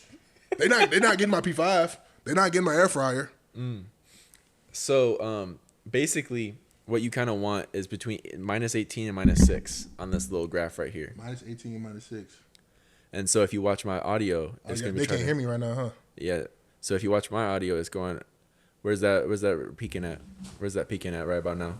-18. -18. Okay, how about now? -12. Okay, how about now? -6. Okay, but like if I talk too loud, then I start going up here and I start peaking. Peaking is when you hit the top. Where am I at? Watch. So if you just start talking, just start yeah. Oh, so it's not controlled by two different. I thought this was mine. That one was yours. This is yours. This is mine. This is the master. How about when I'm over here? Oh, okay. I'm seeing. I'm mad low right now though. Oh, so what about when I chill back out here? Yeah. So have they been able to hear me the whole time? This is when I adjust because now keep talking. Hello. See how you just went so much higher? Yeah, Raheem's dead and somebody shot him. Okay. So like, just keep my shit right there, and I can chill out right here. It's just that sometimes you start like yelling, and then you start peaking. Because the one thing, I can always bring you up, but if you peak, that means you've gone too far, and the audio gets messed up. That's on me, y'all. My bad, y'all. If I'm screaming in y'all ears and stuff like that, and I apologize. I'm a loud black man. But that was another 30 minutes. Oh, we banged it out, bro. Pause. C4 that. So we did probably about 30 minutes in the 35, 40 minutes in that first segment, about 40 minutes in that second segment, and about 30 in this last segment. Yeah, I feel like we should wrap it up, John. We should wrap it up. That's fair. Yeah, that's not crazy to say. Nice little intro. I want to say thank y'all for joining. Thank y'all for coming in, sitting in, being a part of the family that we got going on. The black and white dynamic, the light skinned dynamic. I want to say thank y'all. And yeah, it was very trim. John, I want to say thank you for, sitting down here with hour and a half, 2 hours, and just talking with me, man. I appreciate you. Of course, I appreciate you too, man, for sitting down doing this with me too. It's now past midnight. Mm-hmm. It's a late night. It's a late night. It's a late one. But yeah, you want to have this out for them tomorrow? Y'all gonna have it tomorrow. Tomorrow.